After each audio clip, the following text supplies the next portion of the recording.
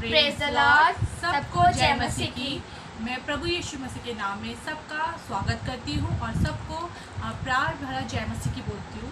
और मैं परमेश्वर का धन्यवाद करती हूँ कि इन पिछले दिनों में आपके सामने कोई अपनी गवाही लेकर नहीं आ पाई और न ही आपके साथ कोई वचन शेयर किया और न ही परमेश्वर की आराधना स्तुति की। तो उन तमाम बातों के लिए मैं परमेश्वर को सॉरी बोलना चाहूँगी और परमेश्वर का धन्यवाद करती हूँ कि परमेश्वर सच में जब हमसे अपनी महिमा के काम करवाना चाहता है तभी वो हमें इस्तेमाल करता है और तभी हमें आगे बढ़ने का मौका देता है। तो मैं परमेश्वर का धन्यवाद करती हूँ कि सच में मैं इन दिनों बहुत ज़्यादा परमेश्वर की उस जलाली काम को देख रही थी और अपनी आंखों से मैंने सब कुछ देखा और परमेश्वर ने फिर से मेरे जीवन में एक नया काम किया और मेरे जीवन में एक नई गवाही को उत्पन्न किया। तो परमेश्वर का धन्यवाद करती हूँ और आज की हमारी गवाही सेक्शन को हम शुरू करेंगे। और मैं उससे पहले मैं आपके सामने एक वचन को रखना चाहूँगी जिस वचन के द्वारा परमेश्वर हमें आशीष और बरकत देता है, क्योंकि जब तक हमारे जीवन में वचन ही नहीं होगा तब तक हमारे जीवन में कामों का होना अनिवार्य नहीं है। क्योंकि जब वचन है तभी हम जीवित हैं, क्योंकि वो हमारी रोटी है। और मैं परमेश्वर का धन्यवाद करती हूँ कि परमेश्वर हमसे वचन के द्वारा ही बातचीत करता है। तो आइए हम आपके सामने एक वचन को पढ़ेंगे, फिर उसके बाद हम अपनी गवाही में चलेंगे। तो प्रेज द लॉर्ड। मैं आप लोगों के साथ वचन शेयर करूंगी। भजन संहिता उसका 133 हम पहली आयत से पढ़ेंगे। देखो, यह क्या ही भला और मनोहर बात है कि भाई लोग आपस में मिल रहे हैं। यह तो उस उत्तम तेल के सामने है जो हारून के सिर पर डाला गया था और उसकी दाढ़ी पर बहकर उसके वस्त्र की छोर तक पहुंच गया। यह हेर्मोन की उस ओस के समान है जो सिय्योन के पहाड़ों पर गिरती है। यहोवा ने तो वही सदा के जीवन की आशीष ठहराई है। आमीन। Praise the Lord. जैसा आपने वचन में सुना कि परमेश्वर हमसे उस हारून के तेल के बारे में बात कर रहा है। सच में वो जो तेल जो परमेश्वर ने हारून के सर पे डाला था और सर से लेके उसकी दाढ़ी से लेके उसके पाँव तक वो तेल गया, तो वो अभिषेक तेल था। और उस तेल के द्वारा जब हम अपने लिए प्रार्थना करते हैं या हम किसी के लिए प्रार्थना करते हैं तो हम उस तेल का इस्तेमाल करते हैं। और इसमें परमेश्वर ने जब हारून को अभिषेक किया तो परमेश्वर ने उस तेल का इस्तेमाल किया। तो मैं परमेश्वर का इस वचन के लिए बहुत धन्यवाद करती हूँ। और परमेश्वर ये हमें सिखा रहा है कि हम अब जब आपस में प्रार्थना करते हैं या अपने लोगों के लिए, अपने भाई बहनों के लिए, तो हम आपस में मिलके एक दूसरे के साथ इसी तरह से प्रार्थना में लगे रहना चाहिए ताकि परमेश्वर की महिमा और परमेश्वर की चंगाई हमारे जीवन में बढ़ती जाए। और मैं परमेश्वर का धन्यवाद करती हूँ कि इस वचन के द्वारा मैं आशीषित हुई हूँ और मेरे हिसाब से आप लोग भी इस वचन के द्वारा आशीषित हो सकते हैं, क्योंकि अगर आप जब तक वचन पे भरोसा नहीं करेंगे तब तक आपके जीवन में आशीषें नहीं आएंगी। और आइए हम परमेश्वर के लिए एक महिमा भरा गीत गाएंगे और उसकी उपासना करेंगे। आइए परमेश्वर के लिए हम आराधना स्तुति करते हैं। आप लोग भी मेरे साथ अपनी जगहों पे बैठ के आराधना स्तुति कर सकते हैं, क्योंकि हमारा जो परमेश्वर है वह आराधना स्तुति के विराजमान होता है और वह हमारे बीच में उतर आता है और हमें अपनी बरकतें, अपनी आशीषें देने के लिए। तो आइए हम परमेश्वर के लिए गीत गाएंगे। और सच में ये परमेश्वर का जो गीत है ये हमारे जीवन में, सबके जीवनों में काम करता है, क्योंकि इसके अलावा हमारे जीवन में और कुछ है ही नहीं, क्योंकि हम लोग अपनी शक्ति से या अपने बल से कुछ नहीं कर सकते। तो आइए हम परमेश्वर के लिए गीत गाते हैं। ना तो बल से ना शक्ति से पर तेरी सामर्थ के द्वारा, ना तो बल से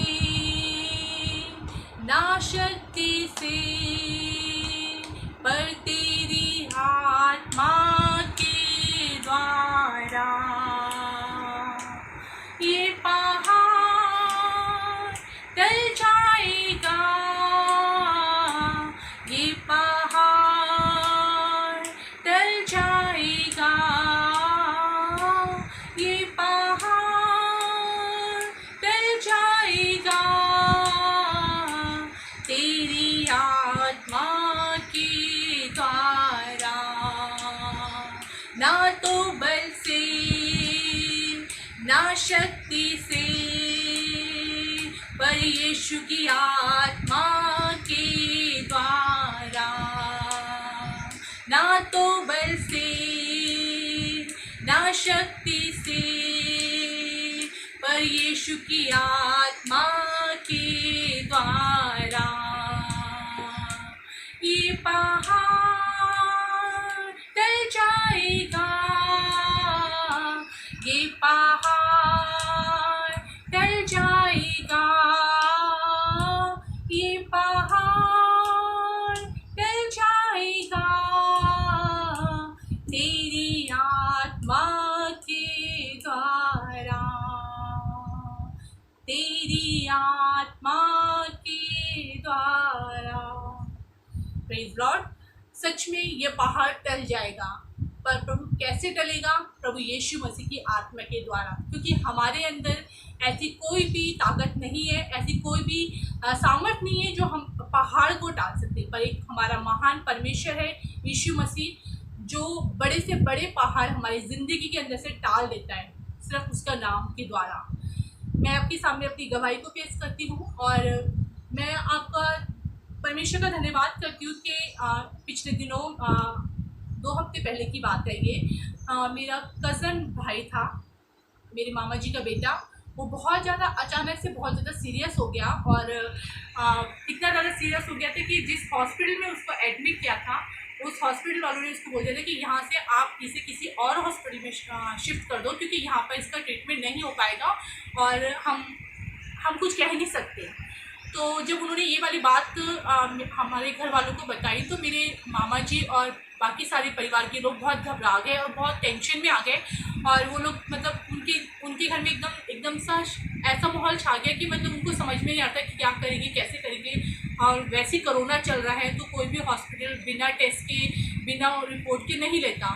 तो उनको वहाँ के डॉक्टर ने रेफ़र किया कि आप इसे ऐसा करिए, मुरादाबाद ले जाइए, वहाँ पे जाके इसको आप एडमिट कर सकते हैं। तो वो लोग सब लोग उसको मुरादाबाद लेकर गए और मुरादाबाद में उसको जाके एडमिट करवाया और उसका कोरोना टेस्ट भी करवाया जो नेगेटिव आया। परमेश्वर का धन्यवाद करती हूँ कि परमेश्वर सच में हमारी प्रार्थना को सुनता है। फिर जब वहाँ पर उसको एडमिट करवाया, उसकी थोड़ी देर बाद ही मेरी कज़न सिस्टर है, उसका मेरे पास फ़ोन आया और हम लोग बैठ के अपने घर में खाना खा रहे थे। और मैं परमेश्वर का धन्यवाद करती हूँ कि हमारा परमेश्वर बहुत दयालु है। वो हमारी छोटी छोटी बातों को, हमारी छोटी छोटी चीज़ों को जानता है कि हमें कब किस चीज़ की ज़रूरत है। तो जब मेरी सिस्टर का फ़ोन आया और मैंने उसका फ़ोन उठाया और मैं उस टाइम खाना खा रही थी और मेरी बहन मुझे बोलने की कहती कि दीदी ऐसी सी बात हो गई है और भाई की बहुत ज़्यादा तबीयत ख़राब है, आप उसके लिए दुआ करो और जितने भी लोग हैं आपकी जान पहचान में जो प्रेयर करते हैं, आप उन सब से भाई के लिए प्रेयर करवाओ, क्योंकि भाई बहुत सीरियस है और डॉक्टर ने इस तरह से बोला है। तो मैं खाना खा रही थी, क्योंकि भाई है तो सबको बुरा लगता है कि यार हमारे भाई को ऐसा क्यों हो गया, कैसे हो गया। तो उस टाइम मुझे भी बड़ा ख़राब सा लगा और मैं एकदम से अपना खाना छोड़ के मेरे को बहुत अजीब सा लगने लगा कि यार ऐसा क्यों हुआ। तो मेरे हस्बैंड बोले कि खाना तो खा लो। मैंने बोला नहीं, मेरे को आत्मा में परमेश्वर ने बोला कि नहीं, मुझे उसके लिए पहले प्रार्थना करनी है और फिर मैं उसके बाद खाना खाऊंगी। मैं उठी अपनी जगह से और मैंने अपने दूसरे रूम में गई और मैं जाके बैठ के प्रार्थना, मैं परमेश्वर के हाथों में जब मैंने अपने आप को सौंपा और जब मैं प्रार्थना करना शुरू की और मैंने परमेश्वर को बोला, पहला परमेश्वर तू तो हमारी प्रार्थना को जवाब देता है और ऐसी बड़ी विपत्तियाँ हम पे नहीं आनी चाहिए। मेरा ऐसा विश्वास है खुदावा कि मेरा भाई एकदम स्वस्थ और चंगा है, जो डॉक्टर ने बोला है वो उसके साथ ऐसा कुछ भी नहीं होगा और तू उसे जीवन दान देगा और तू उसकी अगुवाई करेगा। और मैंने परमेश्वर से बड़े रो की प्रार्थना की और मैंने बोला परमेश्वर ये विश्वास मेरा है और ये विश्वास उन लोगों का भी है कि तूने जीवन दान देगा और उन लोगों ने मुझे ये जिम्मेदारी सौंपी। खुदावा मैं अपने आप को तेरे आगे रखती हूँ और मैं विश्वास करती हूँ कि तू मुझे लज्जित नहीं होने देगा, तू मेरे विश्वास को बढ़ाएगा। और जब मैं परमेश्वर के सम्मुख बैठ के रो की प्रार्थना कर रही थी तो परमेश्वर का आत्मा मुझ पर उतरा और परमेश्वर ने मुझे तसल्ली दी और मुझे परमेश्वर ने बताया कि मेरे भाई को कुछ नहीं होगा। और मैं सच में परमेश्वर का धन्यवाद करती हूँ। मैंने विश्वास के साथ अपनी प्रार्थना को ख़त्म किया और मैं अपने कमरे में से दूसरे कमरे में गई। अगले दिन मैंने अपने बहन को फ़ोन किया और मैंने उससे पूछा कि आप कैसा है वो। तो जब उसने मुझे बोला कि दीदी ऑपरेशन एकदम ठीक हुआ है और भाई अब खतरे से बाहर है और बिल्कुल ठीक है, तो मैं उसी टाइम मैंने अपने परमेश्वर का धन्यवाद किया और मैं इतना खुश हुई ना, मेरी आंखों में आंसू आ गए और मैं परमेश्वर की सच में उस बड़े काम की बढ़ाई करने लगी कि मेरे परमेश्वर ने मुझे लज्जित होने नहीं दिया। मेरे परमेश्वर ने मेरे विश्वास को बढ़ाया और उसने मेरी प्रार्थना की और अपने कानों को लगाया। मैं सच में इस लायक नहीं हूँ, मेरे अंदर कोई खूबी भी नहीं है, पर परमेश्वर फिर भी मुझ पर अपना अनुग्रह, अपनी दया करता और मेरी प्रार्थना की ओर अपने कानों को लगाता है। उसने मेरी दुहाई को सुना और मैं परमेश्वर का धन्यवाद करती हूँ। उसके बाद मैंने अपने भाई से बात की और वो एकदम नॉर्मल, बहुत अच्छी तरीके से उसने मुझसे बात की है। और मैं परमेश्वर का धन्यवाद करती हूँ कि सच में परमेश्वर ने मेरे जीवन में, मेरे परिवार में इतना बड़ा मिरेकल किया, इतना बड़ा चमत्कार किया है कि हमने सोचा भी नहीं था।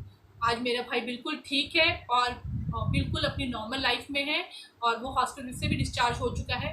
मैं परमेश्वर का धन्यवाद करती हूँ कि परमेश्वर ने मेरी गिड़गिड़ाने को, मेरी रोने को प्रभु ने देखा और सुना। सच में हमारी ताकत से नहीं हो सकता था, हमारे दिमाग से नहीं हो सकता था, पर ये सब कुछ इसलिए हुआ कि हमने परमेश्वर पे भरोसा रखा, परमेश्वर पे, यीशु मसीह पे विश्वास किया और उसके सम्मुख आए। जब हम यीशु मसीह के आगे अपने घुटनों को टेकते हैं ना, हम जब उसके आगे गिड़गिड़ाते हैं तो वो अपने बच्चों को ज़्यादा देर तकलीफ में नहीं देख सकता, वो उठा के खड़ा कर देता है। उस महान यीशु मसीह का मैं बहुत बहुत धन्यवाद करती हूँ कि उसने मेरे भाई को जीवन दान दिया, मेरे परिवार को, मुझे अब तक संभाल के रखा है। मैं प्रभु का बहुत ही बहुत धन्यवाद करती हूँ और मैं विश्वास करती हूँ कि मेरी गवाहियों के द्वारा आप लोगों को भी बरकत मिलती है, आप लोगों में विश्वास पैदा होता है। मैं यीशु मसीह का धन्यवाद करती हूँ। वैसे आप सभी भाई और बहनों से मेरी एक रिक्वेस्ट है कि अगर आप लोग मेरी गवाहियों को सुनते हैं और विश्वास करते हैं तो प्लीज़ आप इन गवाहियों को औरों तक पहुँचाइए, ताकि पता नहीं इन गवाहियों के द्वारा किसका जीवन परिवर्तन हो जाए, किसके जीवन में कुछ काम ऐसा हो जाए कि वो उसका जीवन बचाया जा सके। तो प्लीज़ आपसे विनती और निवेदन है मेरा कि आप इन गवाहियों को आगे बढ़ाइए और परमेश्वर की बढ़ाई कीजिए, ताकि हम सब, जैसे हमारा जीवन बचाए वैसे औरों का जीवन बचाया जाए, औरों के जीवन में वही काम होए जो हमारे जीवन में। अगर आप लोगों के पास, किसी के भी पास कोई भी प्रेयर रिक्वेस्ट है, अगर कोई चाहता है कि हम उसके लिए प्रार्थना करें, हम उसके लिए विनती और निवेदन करें, तो प्लीज़ आप मेरे फेसबुक, जो मेरा अकाउंट है जीसस सेवियर का, आप उस पर रिक्वेस्ट भेज सकते हैं। मैं आपके लिए प्रार्थना करूंगी फास्टिंग के साथ और आपकी विनती और निवेदन को प्रभु तक जरूर पहुंचाऊंगी। आप सभी भाई और बहनों को मेरी तरफ से बहुत बहुत प्यार भरा जय मसीह।